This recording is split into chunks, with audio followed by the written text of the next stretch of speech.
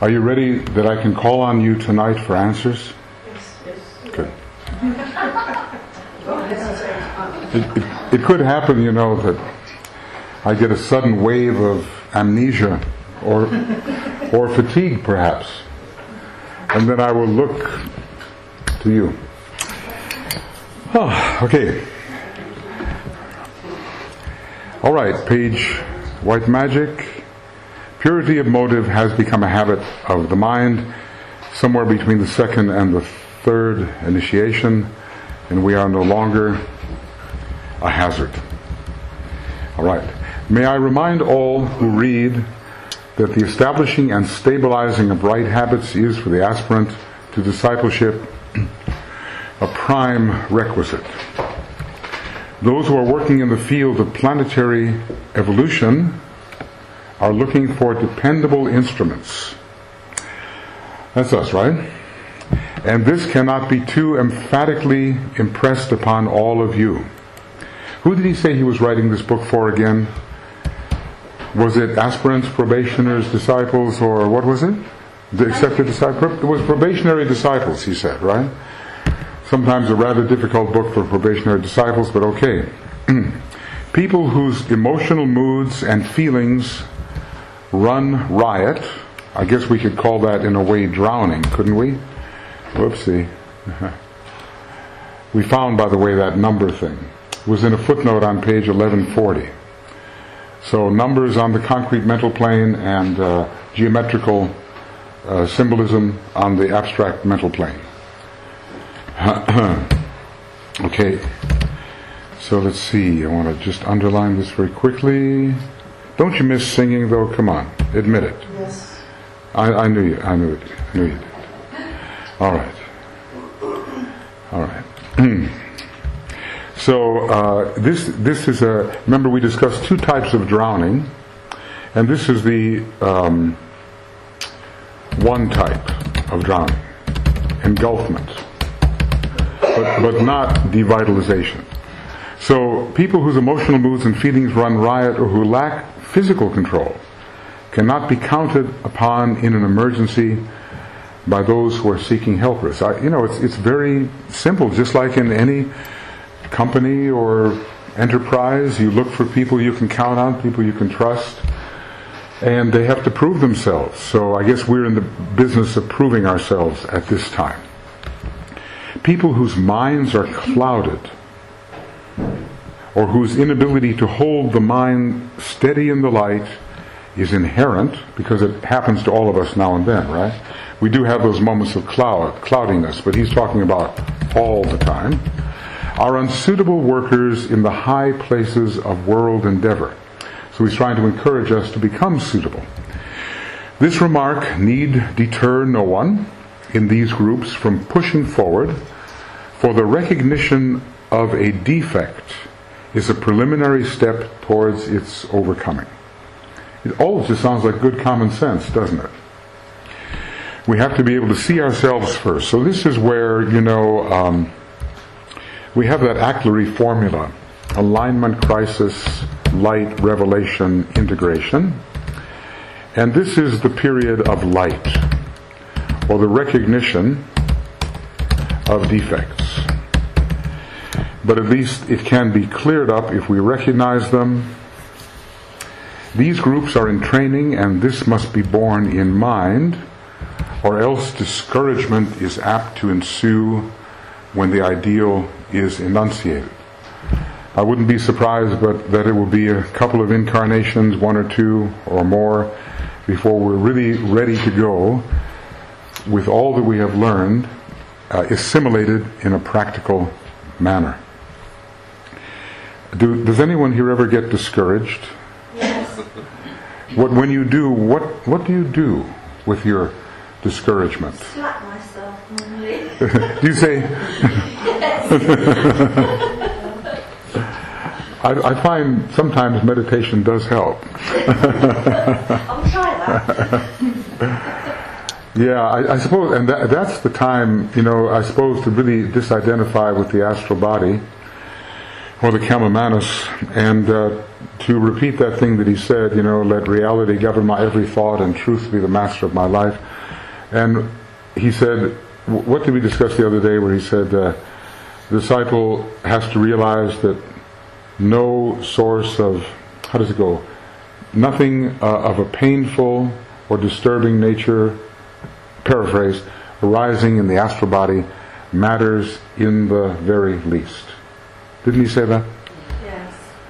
I think it's hard at the moment, isn't it, when matters in the very. That's a good sign. It leads him to assume the position that not one single thing which produces any reaction of pain or distress in the emotional body matters in the very least. So I suppose it's kind of a first-rate technique, and it's kind of a don't care and it doesn't matter. But of course, it doesn't mean you shouldn't understand where it comes from, because that can equal to suppression. When you say, well, it just doesn't matter and you just forget it, it's good to understand, but it's not good to dwell on these things. All right, in other words, we cannot be discouraged workers. We have to move forward in the attitude of joy and anticipation. We need the opportunity, world need and opportunity go hand in hand at this time. So it's a very Saturnian moment in evolution, because Saturn is the planet of opportunity and also the main ruler of Libra, which is now coming in. The great ones who stand as a wall, you've heard of the phrase, the great defending wall?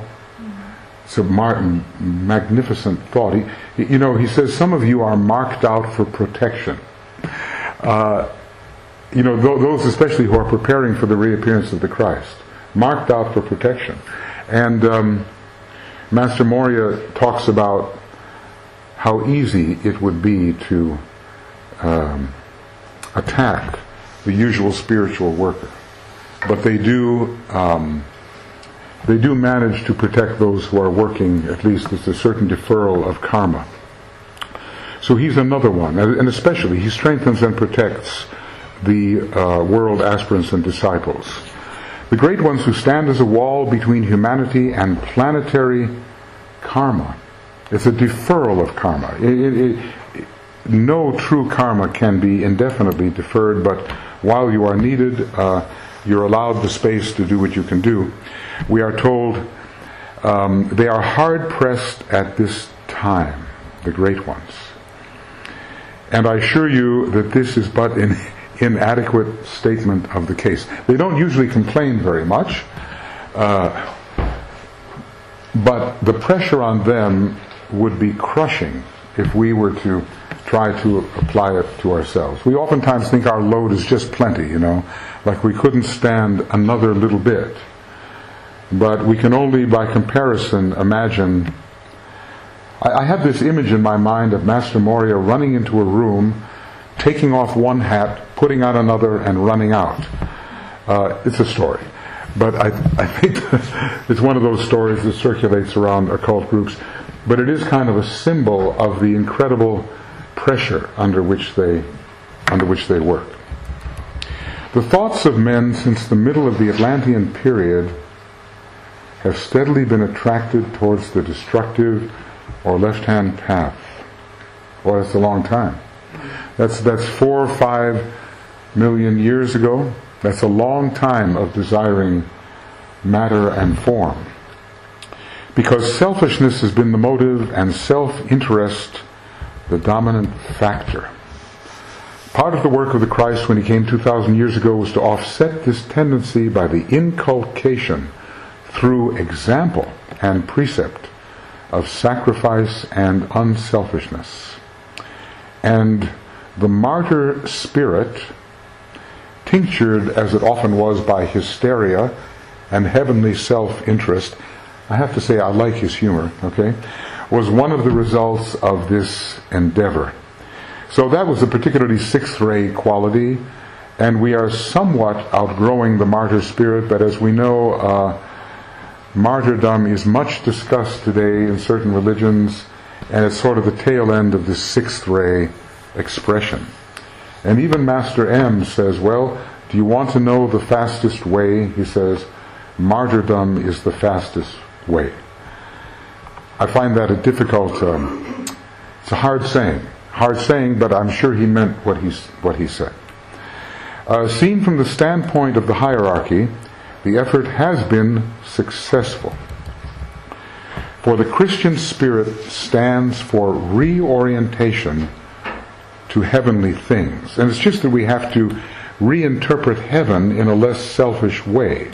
When I tell some Christians, well, you know, your heaven is located on the third subplane of the astral plane, they do a bit of a double take at first, and then maybe want to know a little bit more. We have the technical explanations of the states of consciousness that they long for as eternal. And you know, our system takes their eternals and puts them into cyclic law. Now this is not appreciated because people want to be safe forever. You know, they don't necessarily want the challenge of all the things that could arise forever. When Master Moria promises us endless labor, and you better smile about it, you know, he means exactly what he says, endless labor. The succession of universes is endless, and always the one being in its diverse aspects will be laboring against self-imposed obstacles.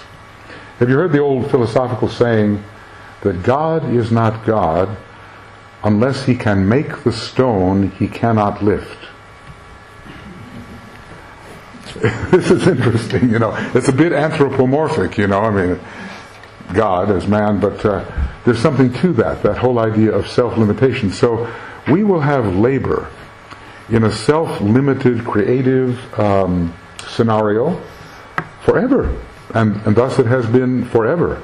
So when Moria says get used to endless labor, I don't think it's so bad if one just had the energy. Of course, that can be taken care of too. So the Christian spirit stands for the reorientation to heavenly things, hence purity of motive and the instinct for service, which latter keynote is new from the standpoint of past eternities. Yeah, it's so interesting because the Buddha basically brought within himself the seeds of the first solar system ripened in the Buddha. But the Christ's dispensation was new. You know, the Buddha brought, we are told, a tremendous expression of God as light. God is light, God is wisdom. And then comes the Christ with God is love. And for our planet, this is revolutionary. Having labored under a third-rate personality in our planet, it's new to think of sacrifice, service, and love. And looked at from the point of view of the personality, it seems abhorrent, but looked at from the perspective of the soul, it seems inevitable. Sacrifice, service, and love. It seems like a necessity, not that you are compelled to do it, but that you deeply want to. You deeply desire these things which look so painful from the personal perspective.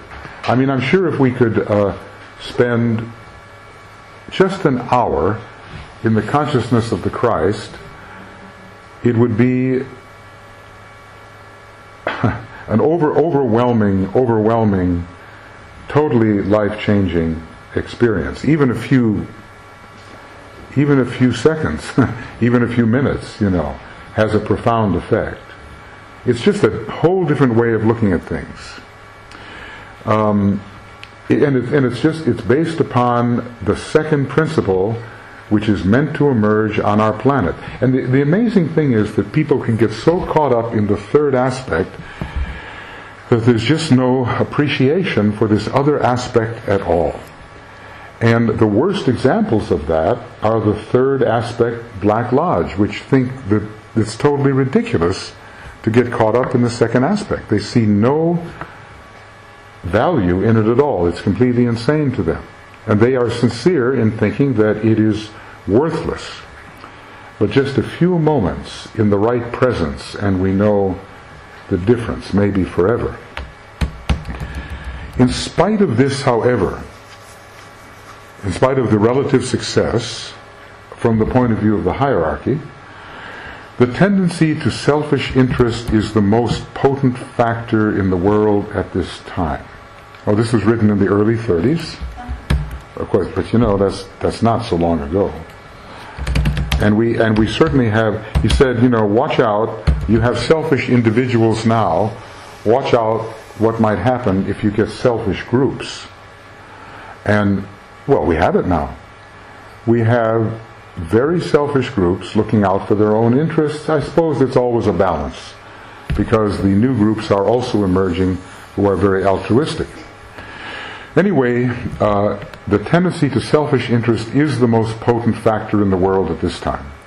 And hence the critical situation existing between the hierarchy of light and the hierarchy controlling the left-hand path, or the path of control by form and desire. Now, this is very interesting, because this is not just the third aspect.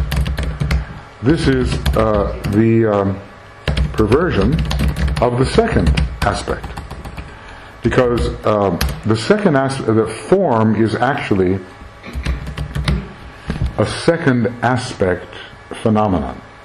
The building of form. Matter per se is the third aspect.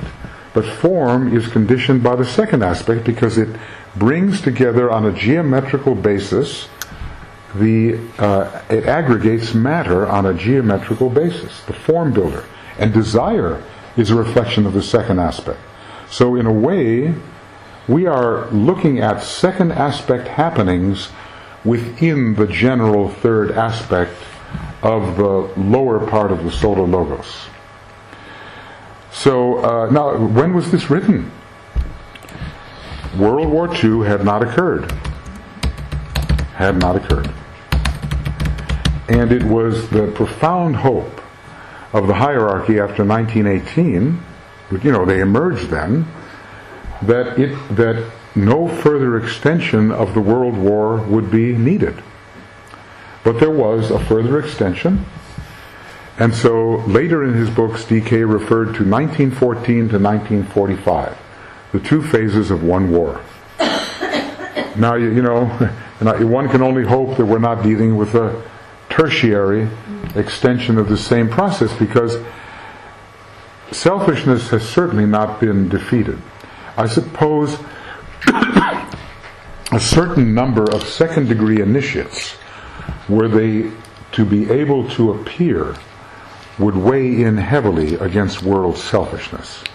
Because that's when the truly selfish desire disappears, Mars is conquered to a degree, and, it doesn't take many disciples to offset a lot of other workers on the other side. So, if we can overcome lower Mars in our own system, in terms of the egoic lotus, we're getting into the opening of the sixth petal, which, as we have discussed, when completely open, along with development of the eighth petal, will signify the second initiation. When we can get into that kind of reasonable selflessness in our own lives and have that spread, it will counteract much of what is presently occurring. I think, one of the things we definitely desperately need is free or cheap available energy, which is not based upon oil supply. But of course the possibility of getting that kind of energy has been held back by those who have a vested interest in sustaining oil as the main source of fuel. But I think the handwriting is on the wall for those so-called dirty sources of energy. I think the United States has had a huge awakening with respect to its whole southern coast and all of the habitat and wildlife and fishing industry and other industries. It's a terrible thing. And something has to wake us up. If you try to look to countries who have a strong Aquarius in their chart, like the United States has an Aquarius soul, and Russia has an Aquarius soul. I think Holland or Netherlands also. Anyway, when Aquarius shows up, you will see those countries who will be among the first to develop the Aquarian modes of energizing things. And I think that when, in this age of Pisces, which is like the age of oil in many respects, it's Neptune, when the disadvantages of this form of energy finally hit home, then we will have more Manhattan projects for new energy. You know the Manhattan Project, what it was. It was the development of the atomic bomb under very compressed time schedule. In other words, it was doing the impossible in a short period of time, so that the Axis powers did not get that. And when a country truly mobilizes its resources to do something, it can be done. So the cheap energy can be found, I'm sure. And now we have a lot of wind power, which is air, the air sign, all that's coming in as well. So we have the opportunity here to change the economic factors which are some of the root causes of war. Remember, the Christ cannot appear or return in person unless there is a degree of sharing, unless there is a degree of peace, and until the church has begun to clean house. Well, at least we see one. Something's happening. Okay. So, people like ourselves, we have to do everything we can to promote the unlikelihood of phase 3 of the Great War. That's what we have to avoid. Let there be no discouragement, however, for the spiritual thought resulting in magical work of one brother of pure intent is of far greater potency than that of many brothers who follow the tendencies of the personality. So, that's an encouraging thought. And what did he say? One person thinking truth can have this effect on his entire, even just thinking truth, not only talking it. One person thinking truth. I wonder if I can find that reference, because I haven't seen it for quite a while, but it's whoop, that's no good. In Emotional Body Matters. Okay. Let me see if I can find it. Thinking truth. As usual, probably I won't be able to find it, but we'll see. Oh, there's one. No, it's not here, but it is. It's here. Maybe it's not the gerund. Maybe it's not the thinking truth, but who thinks truth, something like that. Who are thinking truth. In every European country, in the United States, in parts of Asia and South Africa, are to be found certain disciples who are at large, who are thinking truth. Let me call attention to that phrase. The most important workers in this new group, and those who are closest to the great ones, are those whose daily thought life is oriented to the new ideal. That this thought life of theirs may work out in definite esoteric activities may be true, but they are first of all and always those who live in and work from the high and secret place. Anyway, the power of thinking truth. We have so much good teaching, it's just a question of doing it, really. Okay, so one brother of pure intent.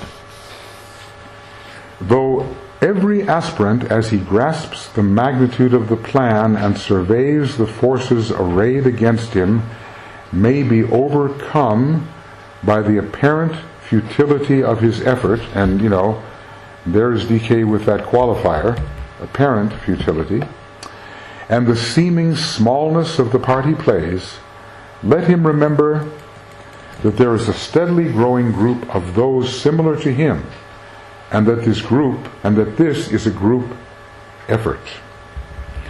So the overcoming of the left-hand path is not just for one or two, there are many who are waking up to the necessity and the ability. Under the law, the great ones work through their disciples in all countries. And never before have there been so many endeavoring to fit themselves for this function of being. Transmitters of the purpose. For this function of being transmitters of the purpose. Like the transmitting devas of the atomic plane, who take the word of the soul and transmit it to all the lunar vehicles. We are like them, transmitters of the purpose. And never before has there existed such a strong inner integrity and subjective relation between the workers in all fields and all part of the world. Now, this was just when the new group of world servers was getting started. I believe the year was 1931. Just a few years after, 6 years, 7 years, 1931, 32, after the ashrams moved to the Buddhic plane in 1925. So there was a major hierarchical conclave, and it was decided that the new group of world servers would be formed. Now, can you see how the new group of world servers is a Buddhic impulse? Where are the boundaries? See, where are now the boundaries between the serving groups if you have one united serving group? See, I find it very interesting. I put together a few ideas. The new group of world servers is ruled by what sign? Taurus. And what ray comes through Taurus? Ray 4. Okay, and how do ray 4 servers serve?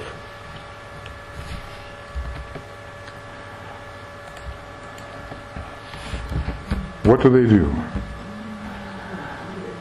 The major task of the fourth ray aspirant, study the new group of world servers under ray 4. The major task of the fourth ray aspirant is to harmonize the new ideas with the old so that there can be no dangerous gap or break.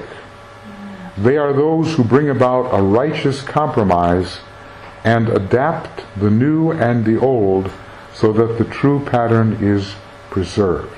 They are engaged in the bridging process. This is in Psych 2 in the section on healing, page 142, 143.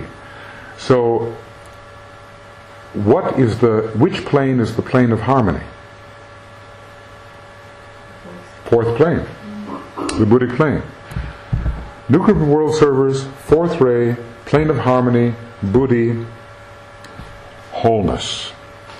And this happened 6 or 7 years after the hierarchy itself, the majority of ashrams, moved to the Buddhic plane. So all of this is no coincidence. The founding of the new group of world servers is a direct effect of that move, direct result of that refocusing. Only there's a couple of Atmic ashrams. They're largely Ray 1, I believe. And there are some in the third department that are still higher mental, and they are scientific ashrams, and they are run by fourth degree initiates rather than masters. So, okay, that's how the new group of world servers works. Bridging. Okay, for the first time in history, is there a coherent group for the masters to use? Okay, 80 years ago. Boy, time really... 80 years ago. This all seems so fresh to me, because so much of the writing could not be appreciated at the time. It couldn't even be gathered together at the time. The last books to be published were published 11 or 12 years after Alice Bailey died. So even the students for whom all this was written, they never saw all of it under their eye at the same time. And now we do, and have a much different interpretation. Heretofore, there have been lonely, isolated workers in tiny, detached groups. And this has greatly hampered the work. Now all this has changed. Well, modern communications, Mercury, all of the telecommunications system, so Mercury and communications making one world, one mind, and now one internet. I mean, it really is a revolution. think of what we consider indispensable now. We're all sitting here with our computers on the desk, and or have at various times. And why is that? We're plugged into what? Some kind of global connectedness is taken for granted by every one of us. We can talk to almost anyone we want to, anywhere, at any time. And we know what's going on everywhere, mostly. And that's just in a few years, and we just consider it, oh, well, that's how it is now. And tremendous revolution probably given to us by the Department of Civilization, sort of the third-ray Department of Communications, with technology, Ray 5, Ray 7 coming in. It's a 3-5-7 thing, pretty much. And it's very Aquarian. Aquarius transmits what ray? 5. And it is associated with what ray? Well, that's through its planetary rulers, but the constellation itself is associated with Ray 3. He tells us Aquarius and Ray 3, that a lot of it, Ray 3 goes through this constellation. So I think we can see that it will be an age in which science and economics are very focal subjects. And we can already see it shaping up. In other words, look, if we don't share, there's no way out of this mess. So we have to figure out what sharing really, really means. It's like a body in which certain centers take all the juice and some centers don't have anything. So we have to share. Okay, I want to charge you all. You know what a charge is? A charge is like you lay a duty upon a person. You give them a what can I call it? Kind of a pep talk. You give them a very strong exhortation, and they are charged with your energy when the talk is over. We have in some of our ritual work what's called the charge.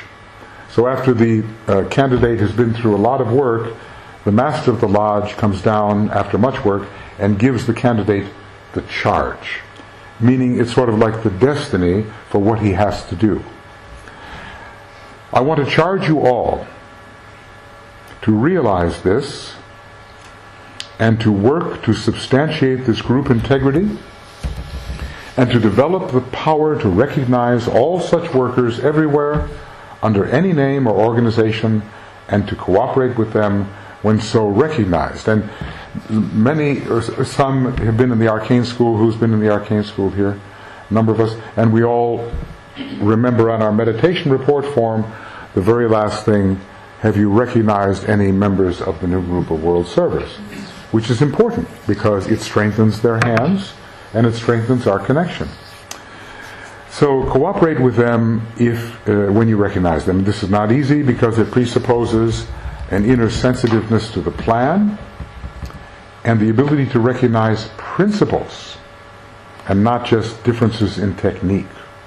Principles governing conduct and administration, a capacity to overlook the non-essentials and to emphasize the essentials. I have some sad stories. Okay. I was a member of a group of very scholarly esotericists that got into a terrible fight and eventual destruction over whether the one about whom naught may be said included our solar logos as a major center or a minor center. This was the cause of the destruction of the group. It had the ability to emphasize essentials, wouldn't you say? Okay. Quite forgetting the fact that God is love. Nobody argued about that, but nobody thought it was important. Needless to say, there was a lot of third ray in this group. So God is the compromise. Righteous compromise? Yes. Not a chance, not a chance. All right. Okay, what else do we have to do here? if we're going to recognize the members of the new group of world service, sensitiveness to the plan, recognition of principles, not emphasizing non-essentials, a submergence of personal ambition and interest, and the furthering of group ideals. It reads like a textbook here. And steady preservation of the inner contact through meditation, and the overlooking and non-emphasis of personality reactions. Well, we've heard it many times.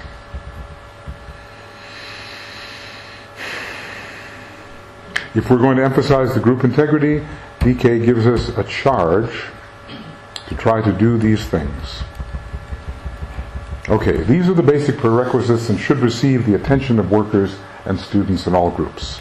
And here he gives us the 5 o'clock mantra to think towards the new group of world servers. He's giving it just as the new group of world servers was being formed.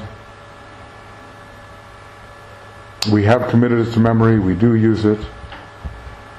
May the power of the one life pour through the group of all true servers. May the love of the one soul characterize the lives of all who seek to aid the great ones. May I or we fulfill my or our part in the one work through self-forgetfulness, harmlessness, and right speech. And then you carry the thought, after this is said, you carry the thought forward to the servers and the great ones who stand back of human evolution.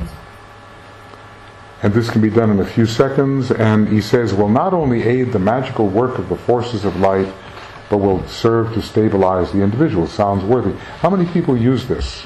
We use it in class all the time, don't we? And okay. It will serve to increase his group consciousness and to teach him the process of carrying forward interior, subjective activities in the face of and in spite of outer exoteric functioning. Have you ever been called upon to do that? To be in two places at once, Some people, they try to take the time off for the actual moment of the full moon. They really do. But DK said, well, I know you can't all do that. So I will be with you for 12 hours before the full moon, looking for your attention in meditation. I don't know whether he still does that, but it was certainly his practice at the time. Okay, are there any questions about what we've just dealt with? What was our subject? Something about purity? That's what started us going on this, wasn't it? Where are we? The necessity for purity. Okay.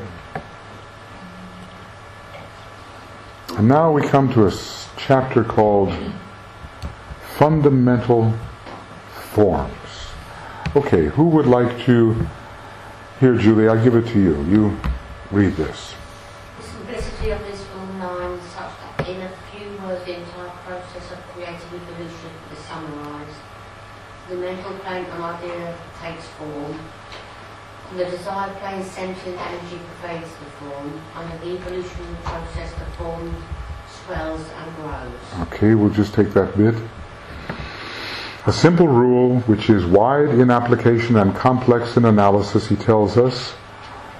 The entire process of creative evolution is summarized. So let's review that. Condensation next ensues, the waters ebb and flow, what does it say? Condensation next ensues, the fire and waters meet, the form swells and grows. Let the magician set his form upon the proper path. Condensation, the meeting of mind and desire, the growing of the mental emotional form, which is then directed in the right way. The entire process of creative evolution, that's quite a statement. I think in a way the whole white magical process tells us how not only a white magician works, but how a planetary logos works, and how a solar logos, and any conscious creator, I think. But this is one that at least has to do with precipitation. Okay.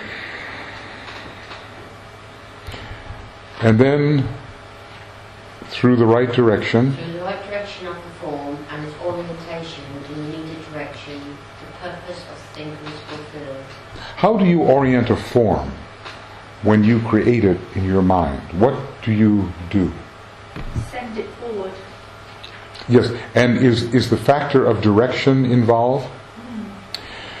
There is, before a thought form is by thee created, vision its purpose, ascertain its goal, verify the motive. This is the sixth counsel in white magic for becoming the adept. Before a thought form is by thee created, vision its purpose. Now that's one of the big ones. Ascertain its goal, verify the motive. And then once it is created, do any of these apply? Do you continue to vision its purpose? I would. If I created something, I would hold in mind the purpose for which I have created it, so I can correct myself when I sometimes in the creative process start doing too much or too little. Ascertain its goal. I have to remind myself, where is this going? Who is this meant to reach? How do I get it there? Even who do I write to? Those kinds of things. What shall I say in this letter? Ascertain its goal. Where is this thought form going? And then, of course, why have I done this? Double check yourself all the time. I would keep these three things going all the time. I would double check myself. So sometimes, I had a certain ideal about, let's say, the Moria Federation, which is a very, very high ideal. And I double check myself all the time to make sure I'm adhering to that ideal without demanding the impossible. Because after all, the day of the true new esoteric schools cannot yet be with us. See, the great Lord is not yet walking the earth, although some say he's in London, but but I don't think so. What, and driving around in big cars, Rajneesh-like? I don't think so. So when the great Lord again walks the earth, as DK says, when the great Lord begins his earthly career, this will be one of the first schools to appear, it says. So he's talking about the school in the United States, one of the first. So everything now is a seed for those things coming. But I check myself all the time. What am I willing to compromise? What will I not compromise? And I've been tested on this year in tough ways. I've had to give ground on many things, and I've had to say no to other things, and people quit and do all kinds of things. I think we're all tested, And I think I have a fourth-ray personality, kind of, mostly, or have been for a long time, on the fourth ray. And I'm interested to see it working out now, not just in terms of the arts, but in terms of balancing the old and the new, the individual and the group, all these things that need to be balanced, and all the competing personalities of people who cannot quite forget that they are personalities. I set up a really interesting chart. It had a Leo moon. Who has a Leo moon here and enjoying it? Okay, so anyway, it has all of this Aquarius in it, and then this Leo moon all by itself on the other side of the chart. So that's called ahamkara, and it's quite a test. I'm enjoying it. Yes, really enjoying it. Okay, all life is vibration, and the result of vibration is form, dense or subtle, and ever subtler as ascension takes place. All life is vibration. That's so interesting. This is very interesting. Do you see the connection here between vibration, Vulcan, Taurus, law, one, and form. You see this? How this works? What planet rules the law of vibration? Vulcan. What planet is the builder of form? Vulcan. It's the constructive side of the torus energy. What is the very first systemic law? The law of vibration. See? So it's so interesting that when there is vibration, there is form. So this is an incredible occult hint, because, I want to say this, in the, not astral bodies, no, absolute, there is no vibration, because there's nothing to vibrate, and there's no form. The minute there is vibration, there is form.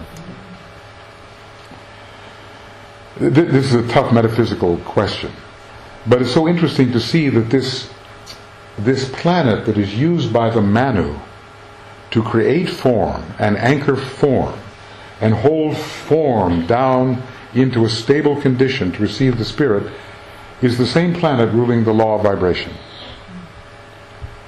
So you know, I always like to think of Vulcan as the hammer, and all you have to do is hit something, and you displace it such that it goes this way, that way, this way, that way, this, like this. The minute you displace the equilibrium, you have vibration. But it's a chicken and egg story. So, you know, like, which came first?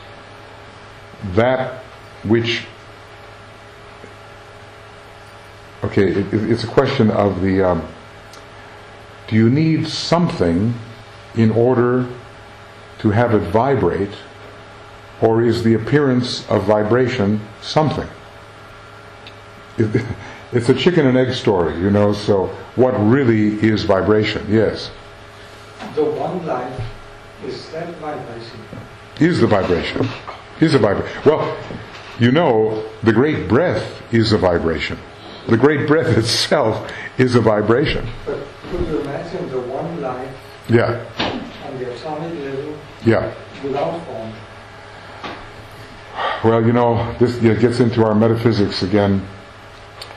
For I am a dualistic on this point.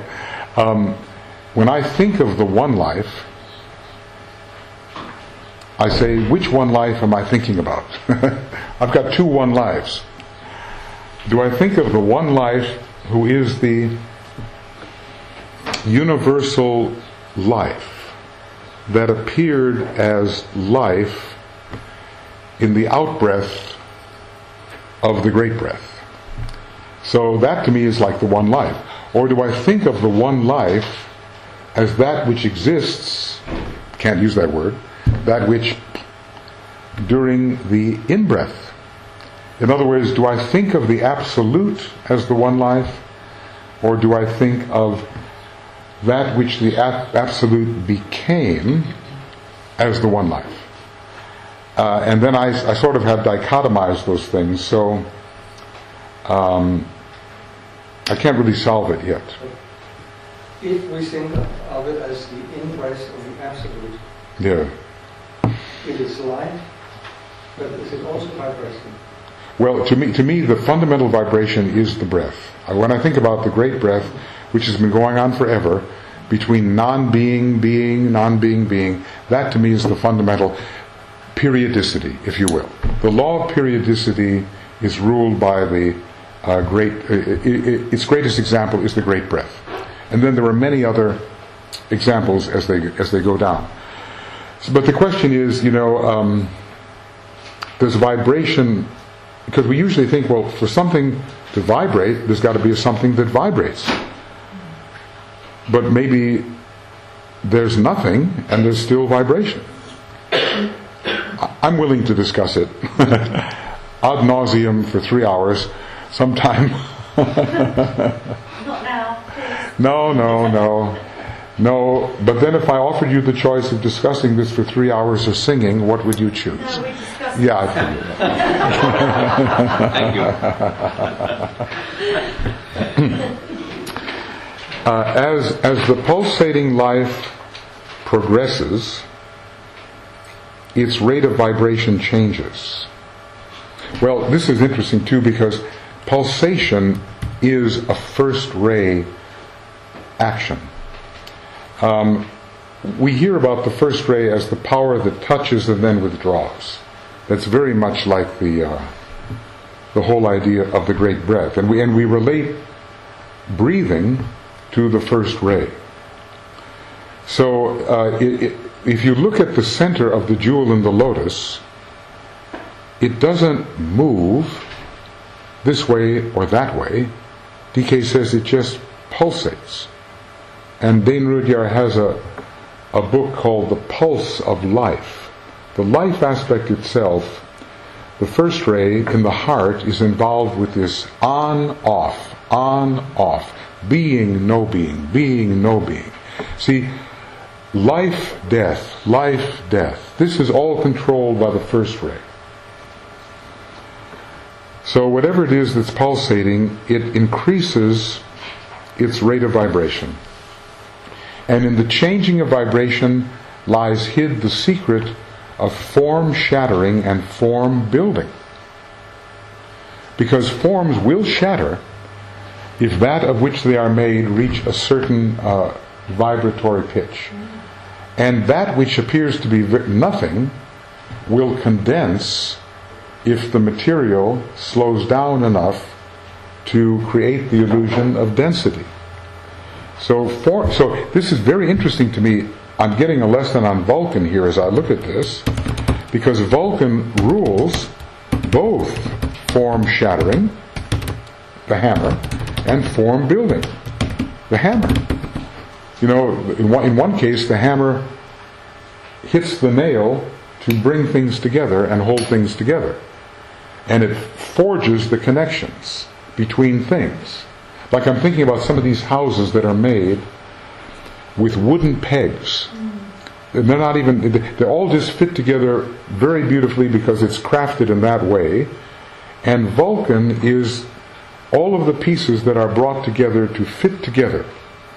But Vulcan is also the wrecking ball that hits the house and knocks it all down at once, plus a little Pluto.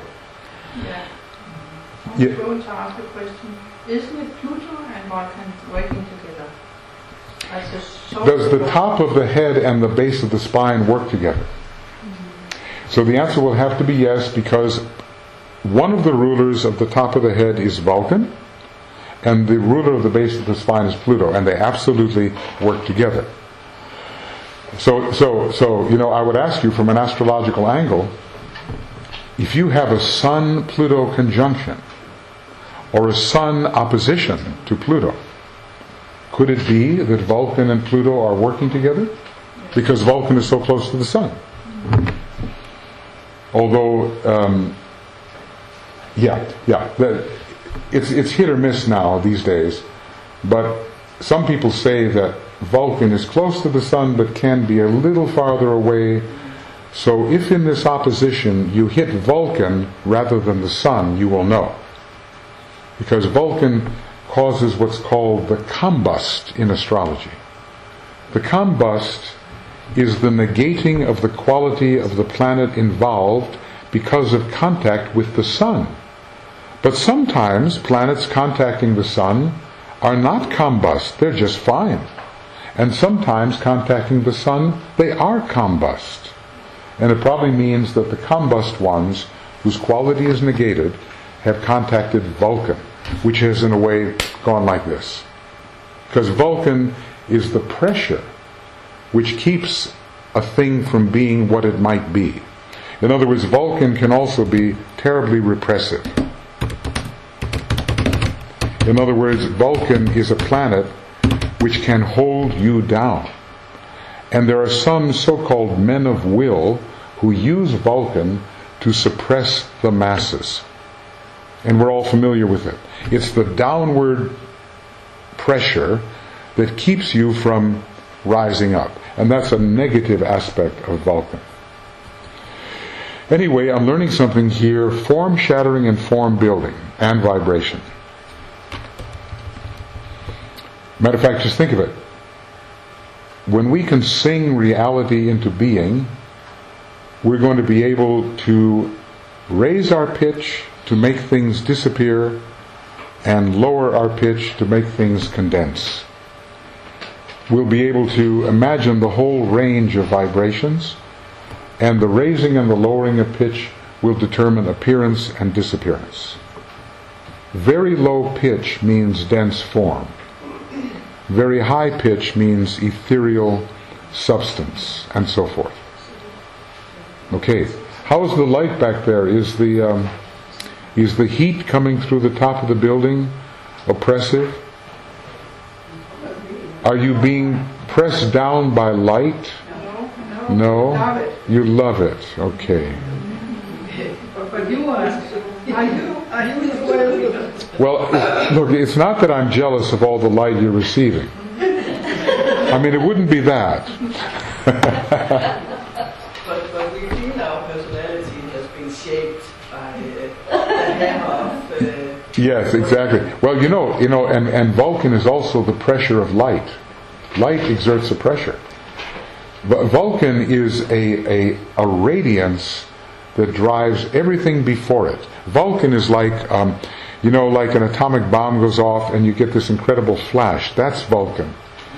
And when St. Paul fell off his horse, which is kind of interesting, because so interesting because the horse in a way is ruled by Mars and by Sagittarius, and Vulcan and Mars are always at war with each other. So he gets hit in the head with this explosion of light and he falls off his horse. I thought that's good symbolism. And DK says the record does confirm that he was blind for 3 days. So the blinding light is Vulcan. Okay. Forms are of 4 kinds in this era of the 4th round. So let's see. I'm going to spread things around. Asger, would you like to read this one? I'm giving my voice a little rest. The form of the personality, that vehicle of physical, astral and mental matter, that provides the means of contact in the 3 worlds. It is built in each life, the key of the vibration being set up in the life preceding the presence. Just the black part. That form proves adequate for the average man and serves him till death. The man who is entering on the upward path starts with a vehicle provided, but during incarnation builds for himself ever a newer and better vehicle. And the more progressed he is, the more consciously he works. Oh, let's just take that much. Okay, the form of the personality. And I found this so interesting. Your present vehicle is built up on the vibration that you ended your last life with.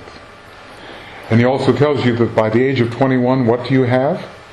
By the age of 21, you have now again the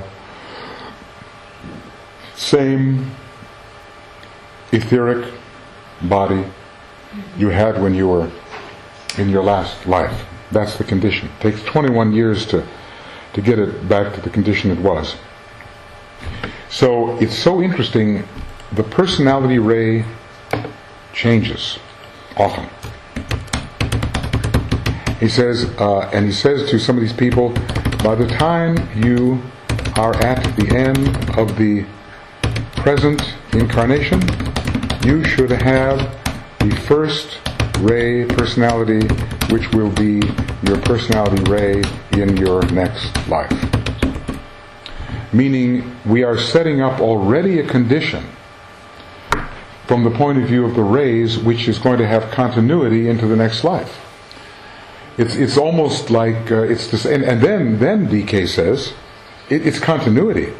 You die in Aries, you are born in Aries. More continuity. So you work up things in Devachan and between lives, you polish the stone, as it says.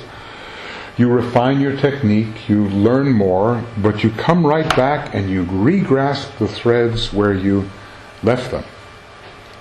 I often wonder when a bunch of people are in the same family, are born with a similar birthday in the same month, whether they didn't all go out together. Sometimes occurs to me, Now obviously we can't prove this, but when reincarnational research is reliable, it's going to be very interesting to actually trace the birthdays of people and see if this is really true, that the continuity exists. Sometimes I've thought to myself, hey, what about the progressed sun? Okay, so I'm born in Aries, my sun goes through Taurus, through Gemini, maybe I die when my progressed sun is in Cancer.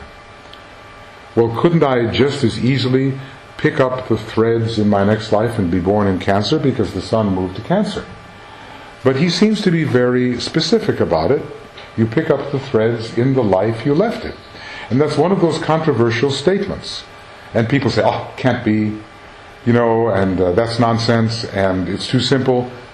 But there's no one that can prove that it is true or not true.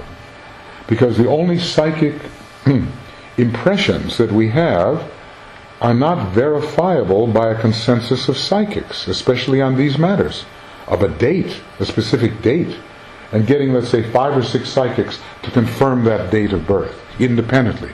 Such a thing does not exist yet. So if it did, the reincarnational research can go forward, and then we will really learn about our progress in lives. Right now it's speculation. I think about, hey, we know Cagliostro was Blavatsky. The trouble is, Cagliostro died in the dungeon, and it may never have been properly recorded. And, okay, so he's Blavatsky, great. But is Blavatsky Blavatsky? In other words, was the person that was born in 1831 or whatever it was, 1833, 1831, did someone else take over? Was it a tulku?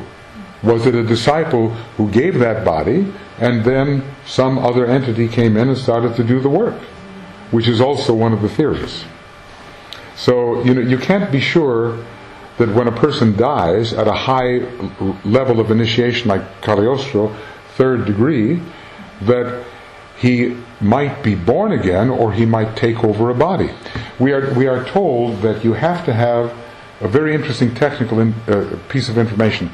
You have to have the 6th petal open to be able to offer your body to a teacher to work through your body. I think that's very interesting because it's kind of like the second initiation thing. 6th petal fully open, you're tied in with the monadic plane at that point. You are somewhat unselfish, and it's only then that you can offer your body to the teacher. How high must the teacher be? Must he be a master? How high was what's the man's name who was the successor of Master Jesus, Apollonius? How high was Apollonius when he offered his body to Master Jesus? Now I know this is an interesting idea, because Apollonius was born before Master Jesus died. This is a problem. See what I mean? Could the soul of Jesus take two at the same time? Well, I remain a skeptic for the time being, because this business of putting in more than one appearance, he does talk about it, but he talks about it in terms of monads. And he says a 3rd ray monad can put in 3 independent simultaneous appearances. And usually they're not on the same planes. A 2nd ray monad can put in 2 simultaneous appearances. So it all depends on whether we can apply this to that being, or whether we take the more likely relationship of a disciple setting up a vehicle as a tulku for his teacher. Because when you're a teacher, do you want to spend the time growing up, as it were? You're already grown up, you're already a 4th degree initiate, you don't need that. So basically you put your student to work and say, make me a vehicle, and the student is high enough to offer you, be able to come and go, all right, I want to come in, okay, now I come back. That went on with Christ and Jesus all the time. So this is my theory anyway, that between Apollonius and Jesus it also went on. The same thing on the 6th ray. Especially when one traces the birth time of Apollonius, according to most authorities. Rather old, and not born after Jesus. Not born after Jesus died. Anyway. The Apollonius didn't wake up spiritually until 16 years old. Uh-huh. So maybe Jesus had some lazy embodiments going on at the same time? Well, of course, Jesus was out of the... We don't know how long he was out of the body. See, it could have been that Lord Maitreya and Jesus worked together in India. This is speculation. When Jesus went to India, as we are told in a number of including the Agni Yoga books, that he took this pilgrimage, he disappeared for quite a number of years. Well, Lord Maitreya, India, and so forth, it could have been they worked out the system of how to do it. And it could be also that Apollonius and Jesus, had this kind of relationship. For the moment, all I can do is speculate. Could be this, could be that. But I do know that the tulku phenomenon is a real thing. And DK tells you about what stage of advancement you have to be to offer your body to an initiate to take the body over. And it's not a low stage. You have to... and this is why I think it works.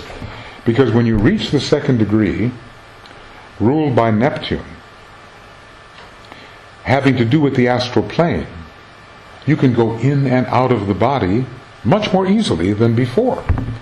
So that gives you that freedom to vacate. Neptune allows you to slip out and have someone else slip in. And before that time, it's not easy.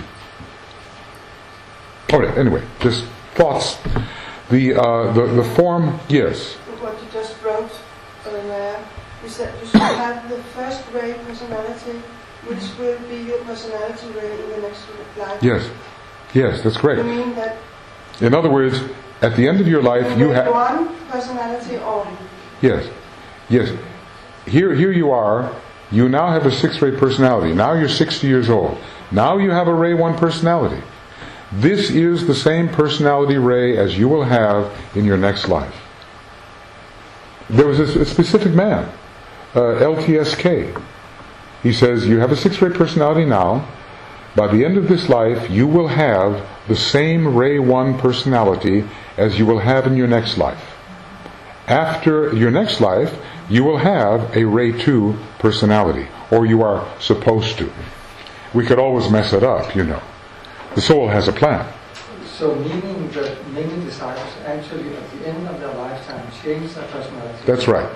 That's what I'm assuming that is the implication. Now we know that some disciples stay on the same ray. You can have a ray for many lives running. But if you're going to change your ray, you may already give the evidence of that ray to the extent that someone analyzing your rays would say, yes, you have a first-rate personality now. And it's going to be a carryover. Well, I don't know, have any of you felt, we've reached mature years, many of us. Have you felt that your personality ray is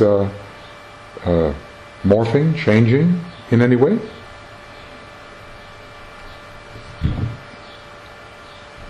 I can remember that the speaker told once, it was not about personality, but about the mental ray. Uh-huh. He had a 4th ray mental body. Who said? Douglas Baker. Baker. Yeah, Baker. Baker said, yes. He was a medical yes. person. Then he in the age of 35 or so, began to study medicine. Yes. And he has to change his mind to a 5th ray mind. Yes. I remember Baker's rays. I remember He thought he had a second ray soul and a first ray personality and a fifth ray Yes. mental body and a sixth ray astral and a third ray. Yes, yes. But Yeah. when he has changed this Yeah. fifth ray mind Yeah, from yeah. a fourth ray. Well, you I know, don't know. look, DK uses the word expert diagnosis. He says the rays will be capable of expert diagnosis. And that's coming, but it's not here now. So what you have now is people sharing their impressions of what is happening. Or DK is telling you, and he should know, that this change is happening. He tells a few people about the change. He tells them, your soul is going from this to that. Your astral body is going from this to that. Your personality is going from this to that. Other than that, we don't have any real confirmation except for the feeling that it might be happening. I feel that it's happening in my own case. I've been on the fourth ray for so long, you know what I mean? And I just feel certain things happening that bring in other rays on the personality level without losing the fourth ray kind of momentum. Perhaps you're just adding bits to the fourth ray that you didn't realise you had. I mean, Well- do we all know what it encompasses all the time? Well, we don't know, but what we do is we have a feeling of the generalized quality which is showing, right? And that generalized quality we begin to assess and we try to compare it with the behavior of others and so forth. Like that. Anyway, look, astrology is like concrete science compared to the rays. You know what I mean? The rays are so fluid. And you can't just look at something in the sky and say, aha, there's my ray. You can't do it. It's much more subtle. It requires the intuition. And remember that the rays don't emerge until later. The personality ray is delayed in its emergence. It may be there, but you don't see it. The soul ray is delayed. Whereas with astrology, what you see is what you get. Astrology, if you're primitive, you're a primitive Aries. If you're in the middle, you're a middle Aries. If you're advanced, you're advanced Aries. You're Aries all the way. From the time you are born as a caveman or whatever until you're a master. The astrology is stamped on you. But the rays are much slower in their emergence. You know, in the beginning, as a Lemurian, the only thing that might be recognizable is the ray of your physical body. As an Atlantean, you may not have even added a mental ray that can be detected by anyone but a master. I don't want to get off on the rays, you know. I'm going to talk about that tonight. I think so. You never know what you're going to talk about. You know what I mean? Okay. Anything could happen. That could be dangerous. I'm going to talk about you. Oh, that's Now, take Mimi for example. yes. But we won't spend more than 20 minutes, okay? Okay. But Julie's a Leo, so I've got to include her too. Otherwise, she's just going to feel terribly left out. Okay. So anyway, the key vibration is set up, and that form proves adequate for the average man and serves him until death. It's so interesting. It's almost as if the average man just goes with what he's got. There's just kind of a momentum and a very slow evolution from one ray to another. But the man who's entering on the occult path starts with the vehicle provided, yes, but changes it. And Vulcan is here again. Build ever new and better. And the more progressed he is, more consciously he works. So how many times have you seen people, let's say, rebuild themselves? He says it takes 14 years to do that. If you're going to change your body, it takes 14 years. Well nigh 14 years, I think he said. Let's see, nigh 14. When a man starts to follow the path of occult meditation, it takes well nigh 14 years to rebuild the subtle bodies and incidentally the physical. Incidentally, because it's not a principle. It's going to reflect what happens in the subtle bodies.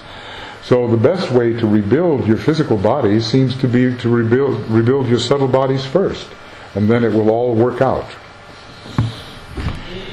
Which of course is not to say that physical disciplines are not useful and all the rest. He spends time on that too. Okay. Hence eventuates, so the new man is building ever better vehicles. You know, even in a simple example of deciding to go on an exercise program, even something like that. Even something where you decide, well, now I will eat according to my blood type, or not. Or now I will become a vegetarian, or not. All of those things have to do with the conscious rebuilding of the vehicle. So disciples can be expected to do that kind of thing, instead of just going with what I got. In other words, if I just go with what I got, then tamas is ruling. But does tamas rule disciples? It shouldn't, should it? Tamas should not rule disciples. What guna generally rules disciples? What is it? Rajas. Activity. That's what generally rules disciples. And when we finally become an initiate, it's sattva and the rhythm of the soul that rules us. I was very interested though to see DK equate tamas with spirit. Can you see why? I mean, because it doesn't change, right? You usually think about tamas, slow, heavy, inert vibration, the worst of Vulcan. You can't move the matter, nothing responds, sleepy all the time, tired all the time, whatever. But that's lower tamas. Higher tamas is the spirit itself, because it just is unchanging. Interesting, I think. Okay, so anyway, the man starts to build. Hence eventuates that constant turmoil and frequent ill health of the beginner in occult life. He's always working at changing things. He senses the law, he realizes the need of raising his keynote, and frequently begins with mistakes. He starts to build anew his physical body by diet and discipline instead of working from the inner outward. Although, DK does tell us in Letters on Occult Meditation, pure food, pure water, exercise, he talks about all that. But this is like a real strong outer program while ignoring the inner. You really can't do that successfully, because it'll always just catch up with you.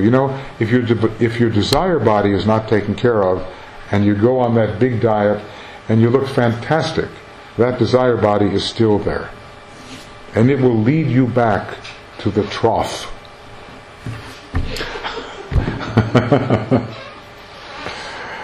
Yeah. The word in English, the word trough, it's where the pigs eat. Unhappy thought.